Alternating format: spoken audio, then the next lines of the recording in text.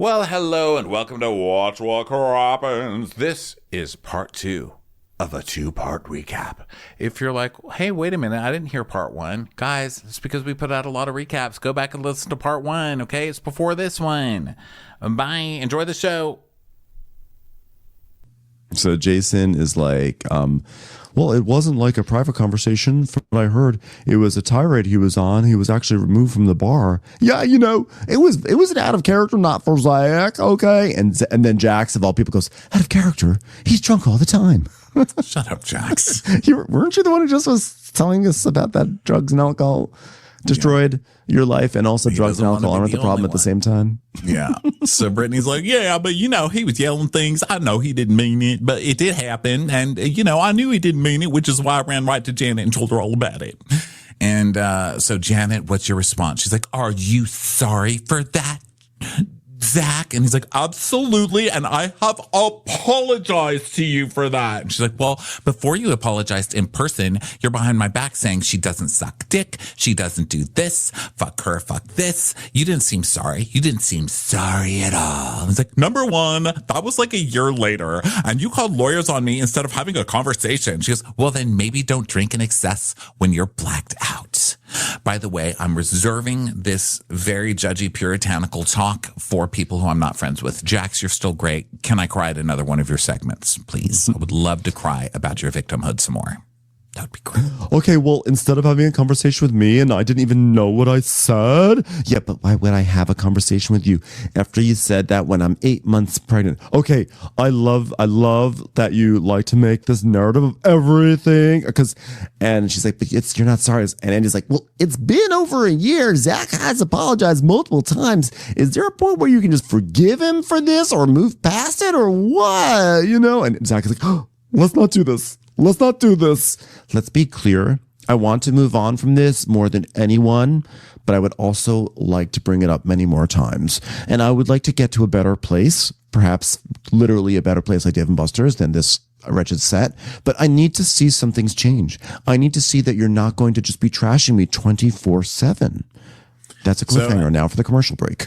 So Andy's like, Johnny, you and Zach made up in Santa Barbara, but then at the Zen part, and she goes, oh yeah, well, I won't make that mistake again. He goes, so why were you two not able to keep the peace? And she says that Zach, you know, he kept blaming her for the friendship thing with Brittany. And, you know, he felt like Brittany and her weren't as close, or it's him weren't as close anymore. And so he should take it up with Brittany because I don't get involved with friendships like that.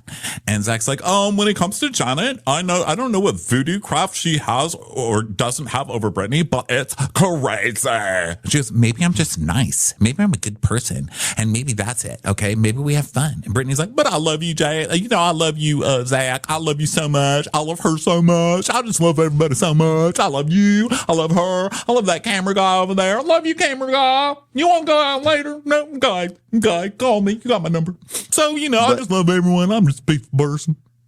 But you can tell there's a level of jealousy. Oh, did you just call me jealous? Oh my God. Jealous of Jana? No. She goes, yes, because you wanted Brittany to be your best friend. And Zach's like, no, Jana was on you to not having to hang out. Oh, Jana was on you to stop hanging out with me. And Jana's like, oh, really? Did I tell you not to hang out with him, Brittany? And she goes, well, yeah, a couple of times. She goes, oh, really? So I asked you if you were hanging out with him. That's very different. When I say, Brittany, are you hanging out with Zach? Because if you are, I'm never hanging out with you. That's different from saying don't hang out with Zach. Is it not? Is it not? Threatening to not hang out with you if you hung out with him is different than saying I don't hang out with him. That's very different. One gives you a choice in this situation, Brittany. What happened on your birthday? Can I talk now? Okay, what happened to your birthday? Did she take down her post? And Brittany's like, yes, I did. I did take down my post. No, she says that Janet did because Janet put up a post, like a happy birthday post for Brittany, and then she got pissed and took it down. And so she's like, you know, Brittany had only communicated to me that she was taking a break from Zach. She wasn't ready to talk or see Zach. And then she went and saw Zach. So yeah, I got pissed. Okay. So you were telling Brittany she couldn't hang out with Zach. I mean, what the fuck else is it, Janet? Like, stop lying. Just own your shit. Like, you'd be so much more entertaining if you just stop your fucking lying. Yeah. So Janet's like, well, you know what? From my perspective, Brittany was like, I'm not talking to Zach. I'm mortified by the things he said. It's not okay. It's horrible. And if I ever talk to him again, like, that was the tone. That was, if I ever talk to him again, do you see? And Brittany's like, listen, Zach, I did tell you it was bad. And I was honest with you about it. And I love you, honey. I love you. But you know, you are lowest on the totem pole of people whose backs I can ham. That's just how it is. That is the role of the gay sidekick to the female star. You know that. So Andy's like, well, Kristen, you're tight with Zach and Brittany. How do you think Brittany has been as a friend to Zach versus Janet in the past few years? I think she's a great friend to both. But I know that if Zach makes any comments or there's anything like that, Brittany immediately is like, don't. But then I also know Janet will talk shit and Brittany doesn't say stop. Sorry, Kaka, seriously. And Janet's like, yeah, but I don't talk shit about you two to Brittany. Okay, well, we know that's a lie because of what just happened on the stage. So I can't even listen to her sometimes. So Kristen's like, well, you've literally told me about group texts that she's talked shit about me before, Brittany. And Janet's like, well, there's been plenty of times you've gone to Brittany and questioned why she's friends with me. I'm sure the fucking mailman goes to Brittany and asks her why she's friends with you. Who wouldn't? Yeah. The checkout lady at the Ralph's is like, why are you friends with Janet? Girl, I watch your show. Why? Why? So Kristen's like, I don't speak ill of you. Well, I just think asking. They all talk ill about each other all the time. So, I just think that asking why she's hanging out with me is speaking ill. And like, why are you friends with her? Why'd you invite her to this? Why not me? Like, she doesn't need that. Zach, is your head about to explode? I have never made her cry. Zach, his head is about to fall off. Everyone, can we get a net? It's about to fall off his neck. I can see it. It's swiveling so much. No, I've got my neck and my head is fine. You are literally turning around on her when you are the one that constantly goes to Brittany. Constantly, why are you friends with Zach? Zach's here, blah, blah, blah, blah, blah, blah, blah, blah, blah, blah, blah. Yeah, Janet says, you're the ones who talk about me and say, why is Janet invited and not me? That's talking bad about me. No, they're not invited because you say I won't go if you invite them with me. That's why they're not invited, hence why they're asking the question. You see how she twists things around? It makes me so fucking crazy. So she's like, I'm like literally gonna start crying. I'm like literally gonna start crying right now. I'm like literally trying to stop myself. Brittany's like, oh, honey, I don't want you to leave feeling a certain way about me because, Zach, I love you. I love you, honey. Bye. All right, I'm gonna switch gears because I cannot believe people are actively fighting over Brittany. That's hilarious. All right, after uncorking, all right, let's just get to it. Zach, when you were on the bus to the winery, Jesse was twerking on you guys. Let's all vote. And they're like, he sucks at dancing. So then Brittany's like, I thought Jason was going to whoop his ass. I thought he was going to whoop his ass. So, Jesse, you called Michelle an escort. How do you think she was going to react to that? He's like, I thought about that. I'm sure you have. And I should have offered a white flag before offering a conversation before we went into the house, maybe. It's like, well, why did you get so emotional that you had to leave and go to your room at the healing circle? Well, I've been a really shitty person. And part of not being a shitty person anymore is having a performative moment where you cry when you have a chance to cry and you strip down to your baggy gray tidy whities. Maybe I would call them Lucy whities. I don't know. But I would hope at all times that if Michelle can't think of one nice thing, she could at least say, I'm a great father and that I love Isabella. And the fact that she couldn't even bring that up, it just really it hit me.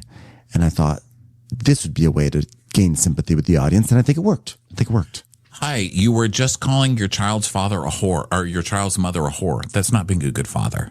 I don't know what planet you're on that counts as being a good father. You don't work anymore. You spent all your money and you had your wife and move out of the house. You had the child's mother move out of the house. How do you think that makes you a good father exactly? I'm still confused about this. Yeah. And Janet's like, yeah, it's kind of hard to offer a compliment right after all that happened. He's like, 100% it was.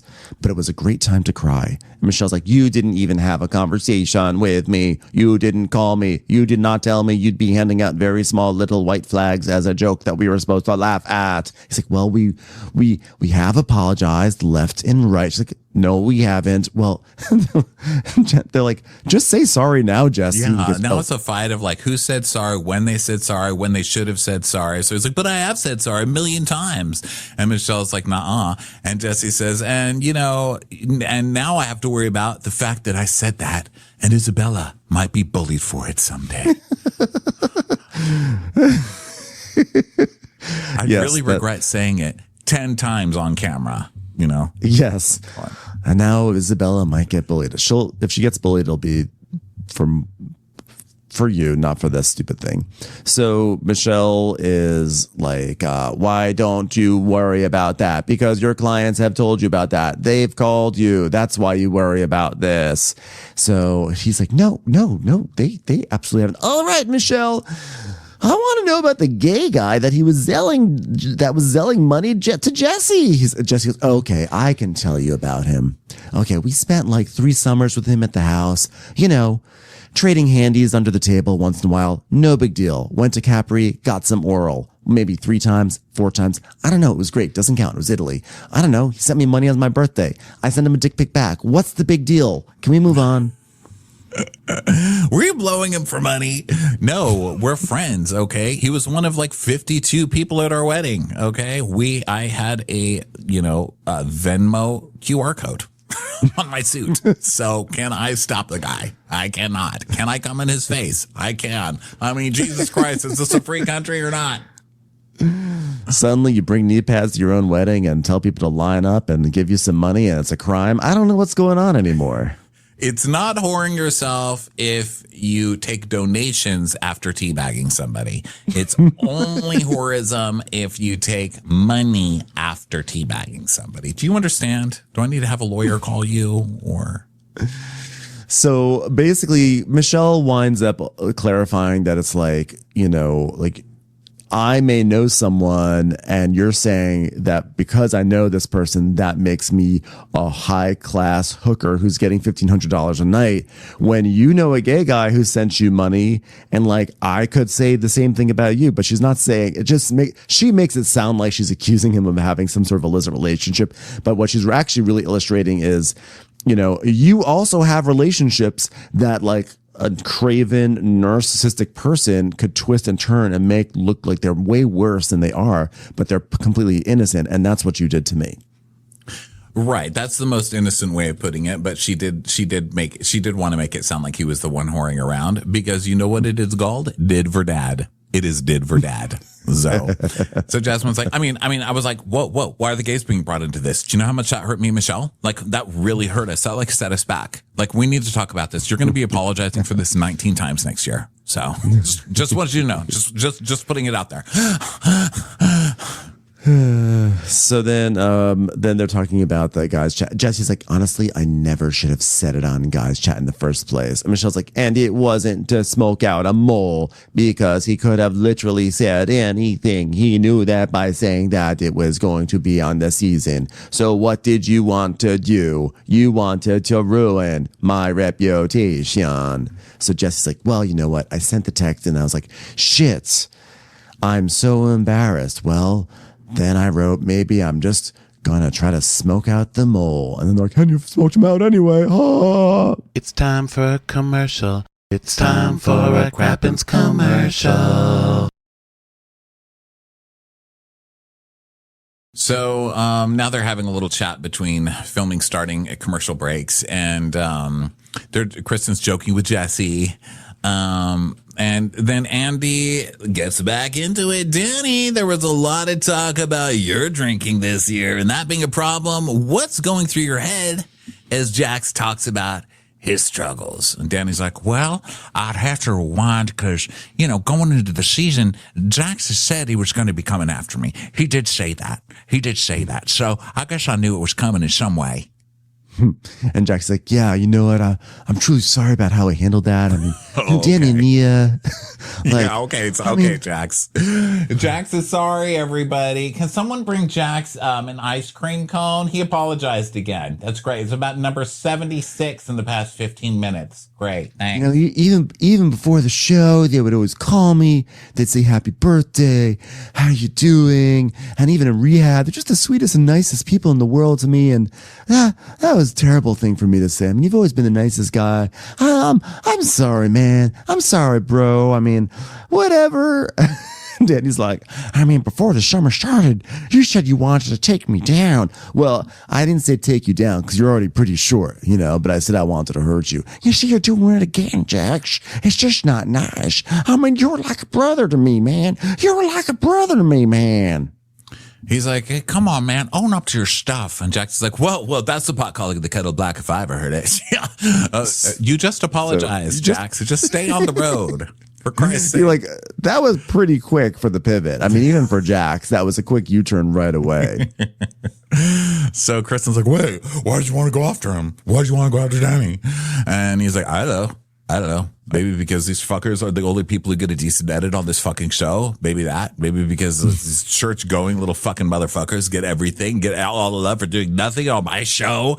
And he's like, you told us why, though. It's not even a mystery. You said that you didn't like your edit in season 1, and you said that you felt like we got a good edit, so you were going to come for us. And Jack's like, whoa, I'm sorry. Okay, wait, we rewind that. Let's rewind that. I was told that they get protected on the show. I was told that. So I was just saying something that I heard. So it's not really my fault. It's like I'm a narcissist. I can't help it.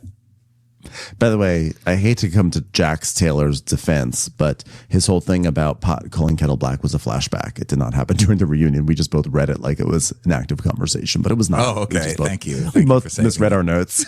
Yeah, I did. But the fact that we both believed it, and we're not like, we didn't think, wait a second, are we in a different part of the season right now? Shows that it's like totally, Jack's totally capable of doing that. It doesn't even matter. Yeah, we could be reading notes from literally 10 years ago and it would be the same fucking story with Jax. Just read the same reunion notes from season 3. Exactly. I'm sorry. I can't help it. I'm trying. I'm a work in progress. I'm a new Jax, I'm really, really good to try, guys. I'm really good to try. Just please forgive me. Please, guys. So Nia's like, how do we get protected? We don't know anyone at Bravo. It's like, this is an apology, guys. I'm apologizing. I'm sorry. I don't know what else to say. I'm sorry that Danny molests people and has a drinking problem. I'm sorry that I brought that up. I shouldn't have done that. You guys are being protected, and I should see that as a good thing. I shouldn't be jealous that you guys are doing that Danny, I don't know, maybe goes out late at night and beats up people. I don't know. I'm sorry that he's got a whole other second family. Am I saying these things? I'm sorry I just said that, guys. You're still doing it, Jax. Why are you still doing this, Jax? I don't know. It's an apology, man. Let me have my apology, bro. And Danny's like, but I wanted to be your friend, man. You were like a brother, dude, a brother. And he's like, yeah, I know, bro. And he's like, but you just took my face and you dug it into the dirt. And then you just kept going on and trying to ruin my character and my name and my marriage. It sucks, man. 4-3. And Jax is like, I know, but I don't expect you to be my friend tomorrow. But I just want you to know that from the bottom of my heart, I'm so sorry. So sorry. And Zach is like, why does anybody believe what he says? Why? Why does anybody? I hope he miscarries. And Danny's like, thank you. Thank you for that apology. Okay, so that's done. So now, Danny, when you were in the pantry and you took a swig, were you trying to hide from the cameras, from the group? Or what? Danny's like, well, mainly from cameras. I knew I was going into this. Jackson said what he had said, so I knew, if I was going to be drunk, I had to hide it. It's the healthiest way to be drunk, I found. So Andy's like, he's like, Nia, did you take issue with the person Danny becomes when he drinks? There's definitely times where I'm not happy with Daniel, with the way he is when he drinks, and obviously sometimes he's hilarious. Daniel has a great Susie Kurtz impersonation when he drinks. You should hear it sometime. He's very funny, but sometimes he gets under my skin and is annoying, but I love him, and I know who he is. He's the best. He's a great person overall, and he's not like going out drinking, getting drunk all the time. We have kids. Okay, so Do you think he's always odds with you about drinking and how much he's had? I mean, we always check in, and it's like, there are moments where I'm like, okay, too much, but, the next day we have conversations and get back on the same page. And Jason's like, yeah, whoa. I think that's great. You should support your husband. But instead of taking accountability, it's like, where's the boogeyman? Like, where's the scapegoat where I can blame all of this on? Like it's all Janet's fault. Janet's the reason for all this happening. No, the fact that Danny has done some bad things, it's all Janet's fault.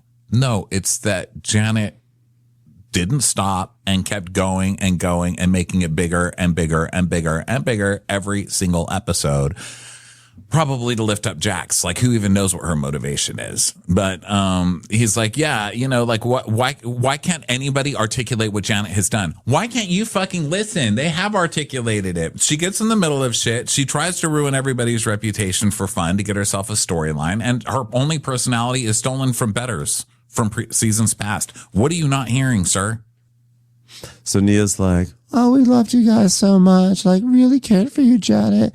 And I think the place that's coming from, like, is it from a place of concern? Like, you're the only person who's perpetuated the conversation. So Janet's like, you know what? I came to you at a girls' night, and I said, if you were struggling with him with alcohol or whatever issue, like just huge amounts of substance abuse and booze and inappropriate behavior, sexual assault, the list goes on and on. I think we all know. I think we all saw it, everyone.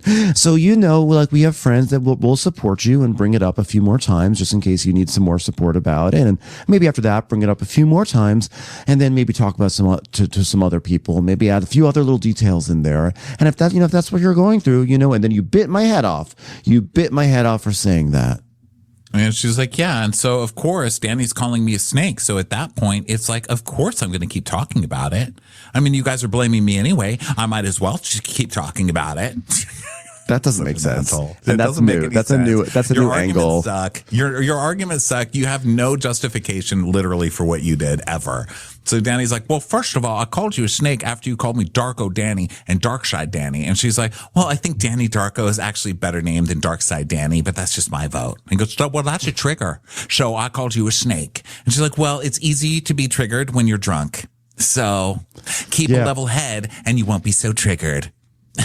Really? Because your husband is supposedly sober and he's like shaking next to you. So it's easy to be triggered either way when someone's calling you a name, especially Darko. You know how I want to be in that movie so badly. So Andy's like, all right, well, between seasons, a boozy Halloween incident with Danny at Jax's bar sparks tons of chatter. Okay, let's talk about the grope heard around the world. Okay, how are you two able to work through it? So Nia's like, well, it's something we do in our relationship is that when there's an issue, we address it head on. So once Brittany called me and filled me in, because Danny didn't fill me in head on, it was great. So we talked in therapy and, we got through all of it and we made sure we got back to a good place. End of story. Moving on. Well, Brittany filled her in because Danny was supposedly blackout, right? So that's why she had to fill her in. So she's like, and then we went to therapy. We went separately. We went together. We talked it through. We wanted to make sure we were back in a good place and this wasn't a thing. So Danny's like, well, yes. And then, I don't remember that. So I was completely blackout. I don't remember being at the bar. So I remember waking up on the couch. So I just want to make sure everybody understands it's not a drinking problem if you don't remember it. It is sort of a weird weird excuse. I was just shit-faced beyond shit-faced. That's it, So Jazz, now they get into it about how, like, then Danny reached out to Jasmine right away. Then Jasmine's like, no, Nia reached out to me first. And then it was like, okay, Danny had texted, but Nia had called. We're getting into this. And Jasmine says all this stuff. And Nia says that she checked in. And Andy is like, so at the apology, like you didn't feel like that was genuine. And Jasmine said at the white party, the problem was that when they sat down, Danny's first reaction was, oh, are we doing this right now? And then we see the footage of it, him being like, oh, I didn't think this was coming up tonight. So that rubbed them the wrong way, because to them they're like, oh, like suddenly we have to be on your schedule when we want to air our grievances to you. Yeah. So what do you think about that? I think they're right. I mean, I think they're right. I mean, obviously it's being brought up because it was like the season premiere and they're going to talk about things. But I can imagine why, if you're like, listen, I want to talk about this and someone has that vibe, it would maybe put me off a little bit. I think though the subsequent conversations they had over the course of the season were really productive and good ones. So but no, if the question is about like what Danny should have said or not said, I don't know. I imagine he probably said, I imagine he probably said it like a joke, like, oh, whoa, I guess we're having a serious conversation right now. And she took it as something else. And I don't think it's wrong that she took it that way. I don't think it's wrong that he was nervous and made a joke, but it obviously spiraled. Yeah, I think he was probably pissed because he was like, I thought we discussed this and now you're going to be bringing it up on camera. Great. So I think he was probably like, fuck. And he's just too new as a reality person to know that, of course, they're going to bring it up on camera. What do you think you're doing here, sir? Of course, she's going to bring that up on camera the second she gets a chance because that's kind of your job. So she's like, I mean, what am I doing to you? Like, I can bring it up if I want to. I mean, it happened to me. And Melissa never got an apology to her face. So like she wanted an apology to her face. So it was like, and we hadn't seen you for months. And so his argument is like, but I thought we were good. We'd seen each other multiple times. And she's like, no, we didn't. And Nia's like, yeah, we've seen each other. We'd seen each other since Halloween by the middle of the summer. And she's like, no. And they're like, yes, we have. So basically they're saying, I thought we worked through this and now it's almost a year later, but you're being sure to bring it up like it's something fresh and new and you've never gotten an apology for on camera. So, I mean, I can see why they would be annoyed with that. But at the same time, after what he did, she can bring it up every fucking day as far as I'm concerned. Jasmine can. Yeah. It bothers me when Janet uses it as a weapon because it's not her thing, But Jasmine, it gets kind of annoying that it's like he apologizes and she forgives him. Then she needs another apology. Then she needs another apology. Then she needs another apology. But, she's the one who went through that shit with him. So I think he's just going to have to shut his fucking mouth and just say he's sorry over and over. And he's been pretty good about it. He has. He's been pretty good about it. But yeah, I'm not mad at Jasmine for bringing it. I get annoyed. I'm not going to lie that she brings it up over and over, but I also think it's her right. So just but it gets brought up. It gets brought up, whether it's Janet or whether it's the show, whether it's Andy Cohen, it gets brought up and then she has to explain it. And then she is the one that is like, people are like, why don't you just get over it? And it's like, you guys keep bringing it up. She had a scene. They had a scene where they talked about it. And well, I don't know. You guys all saw the season. So Nia's like, she's like, well, you have every right to, and I think he just felt caught off guard. And we're friends, and he was caught off guard. And Jasmine talks about how it was deeper, but then later on they had a deeper conversation, which was better, and we saw the flashback to that. And Jasmine was saying she just was feeling like her relationship was less than because other people, and this is where I think she's totally right, which is that like, conversations get rehashed all the time on this show and on other shows. All the time, people like circle back to talk about something, or they shoot a scene because they know that's what the gig is.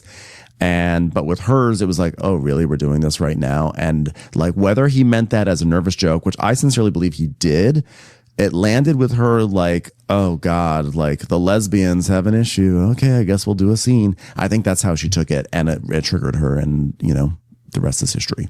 So Jason's like, whoa, I'm really trying to hold my emotions together over here, but like, honestly, these khakis are itching. Okay. Because honestly, that interaction was disgusting. And by the way, this is the interaction where Jasmine was like, we had a great conversation about it.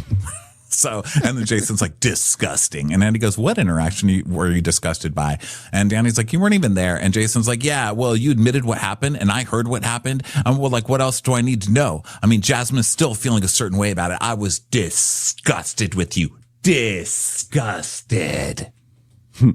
Yeah. And so Jason's like, quote unquote, I was taken off guard because you're still hurt. Why are you still hurt? Insinuating she did it for the show. And Nia's like, no, because not because you were still hurt, because he thought they had good communication. We're in a better place.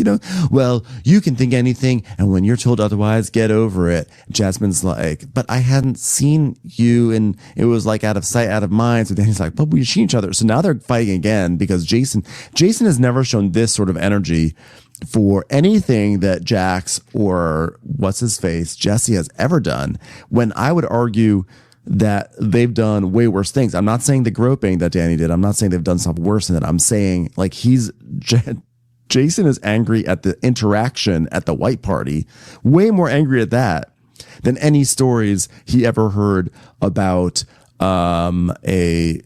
like the Jax flipping tables, throwing bar stools or whatever. Unless I'm mistaken, if Jason was mad about the grope, okay, legit. But like, why doesn't he also have the same energy for Jax? I guess that's my big issue.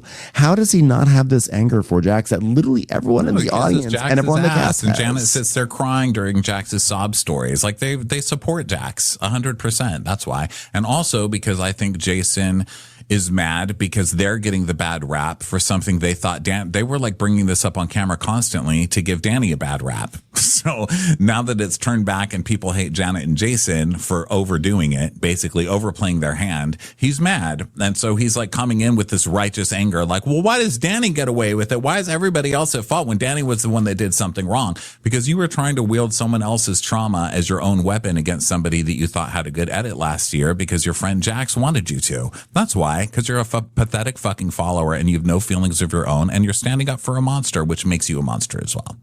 And Jax, by the way, if you think about it, Jax is still so shitty. He probably says, let's go after Danny. Danny, he's a bad drinker. He's doing these things. He's groping our friends and he just gets away from it. Oh, and they're like the golden couple, Danny and Nia. Everyone loves them. They're pretty. They're nice. And no one knows the side of them when I have to deal with all this shit. So let's take them down. And Jason's like, sure. And Janet's like, sure. I think you make a good point. Let's do it. So now Jason and Janet go and do it. And then the moment that they are like, they go in full guns blazing, they get it from the audience, and Jax is like, I'm sorry, man. I'm sorry. I'm sorry. He just backs out and sells out everyone, right? Like, how hilarious. What a dick. Typical. So Danny's like, well, but on the after show, you saying, wait, so Jasmine goes, but it's hard to hear you say, even at the after show, why would she bring this up again? It's like right there, that's a slap in the face. That's a slap in the face. And Danny's like, well, what do you mean on the after show saying that you brought it up again? She goes, yeah, on the after show, you said something like, oh, I can't believe it was brought up again. And Danny says, but not by Janet. But Janet is what I was talking about, not by you. And he goes, yeah, not by you. You can bring it up as much as you want. It's Janet. And Jason's like, oh, you are such a clown. You're such a fucking clown. You better never. And then he starts getting like, oh, yeah, bro. Mm-hmm. Like he's going to go kick Danny's ass. No one is scared of you, Dockers. Sit down. Okay, penny loafers, sit. So Danny's like, are you kidding me? And he goes, no, I'm not kidding you. You better try it. So Janet is Janet, by the way, and I'm really glad that Janet spent so much of this reunion stressing how, coming for an 8 months pregnant woman can cause her to lose her child and how devastating that is. Totally comes for Nia while she's sitting there on the couch, 8 months pregnant. And it's like, oh, yeah, well, he's been appropriate and made women uncomfortable multiple times since, as recently as the Super Bowl. And Nia's like, Janet, that is a lie. Like, she finally gets a rise out of Nia. And Danny's like, that is a lie. And Nia's like, and you're really good at lying. So, dun, dun, dun. I don't know, but I'm terrified of Jason. Just terrified. Well, that was the end of the episode. We got one more left of this wild reunion. And what a fun time. Thanks, everyone, for being here. We'll be back later this week with all sorts of fun recaps of Orange County, Miami, and who knows what else. So we'll catch you in the next one. Bye, everyone. Bye. Watch What Crappens would like to thank its premium sponsors. Ain't no thing like Allison King. It's always a party on Allison Block. Our way is the Amber way. It's the Foster and the Furious. It's Amanda Foster. She can run my country. It's Angie McGovern. It's always automatic with Ashley Otto. Put your hands together for Carly Clapp. Get on the right foot with Chrissy Offutt. She's not just a Sheila, she's a Daniela. Etchels. We never miss her call. It's Diane Call. Aaron McNicholas. She don't miss no trickolas. Hava Nagila Weber. You'll never hide from Heidi Eleanor Jones. I go, you go, we all go for Hugo. Jamie. She has no last namey. She's our kind of mess. It's Jennifer Messer. Sip some scotch with Jessica Trotch. She's our favorite streamer, Caroline Peacock. Kristen the Piston Anderson. Get a bee in your bonnet with Lacey B. Que sera, whatever will be, will Lauren Silsby. Bringing the funk, it's Leslie Plunkett. She gets an A from us. It's Lindsay D. Let's give a kisserino to Lisa Lino. Fresh as a daisy, it's Maisie McHenry. We love her on the rocks. It's Melissa Cox. Megan Berg. You can't have a burger without the Berg. This is Livin' with Michelle Vivian. I love ya, Olivia Williamson. Tastier than Flanderson, it's Rachel Manderson. She sure is swell. It's Raquel. Yes, we canna, it's Savannah. Cast a spell with Shannon Spellman. Let's share with Sharon Eldridge. Darn Skippy, it's Tippy. The Bay Area Betches. Betches. And our super premium sponsors. She's VVIP, it's Amanda V. Can't lose when you're with Amy Baldwin. Somebody get us 10 cc's of Betsy MD. We're taking the gold with Brenda Silva. Let's get real with Caitlin O'Neill. Don't get salty with Christine Pepper. Can't have a meal without the Emily Sides. Let's go into the woods with Guy Tubbs. It's our queen, it's Queen Laifa. Nobody holds a candle to Jamie Kendall. Hail the Cork Master, the Master of the Cork, Jennifer Corcoran. We got our wish, it's Jen Plish. She's not harsh, she's Jill Hirsch. Knock, knock, knocking on Katie Manock's door. My favorite Murdo, Karen McMurdo. We love him madly, it's Kyle Pod Shadley. In the study with a candlestick, it's Leslie Peacock. We're ride or die for Lisa Ryder Barron. She's a whiz, it's Liz Sarthy. Always killing it, it's Lola Alkalani. The incredible edible Matthews sisters. She eases our woes, it's Melissa St. Rose. There's a chance of meatballs, it's Rebecca Cloud. She's the queen bee, it's Sarah Lemke. We cannot tell a lie, it's Sarah Telefson. Shannon, out of a cannon, Anthony. Please don't stop, it's Soli and Pop. Let's take off with Tamla Plain. It's always a good time when you're wasting time with Bravo. She ain't no shrinking Violet Kuchar. We love you guys.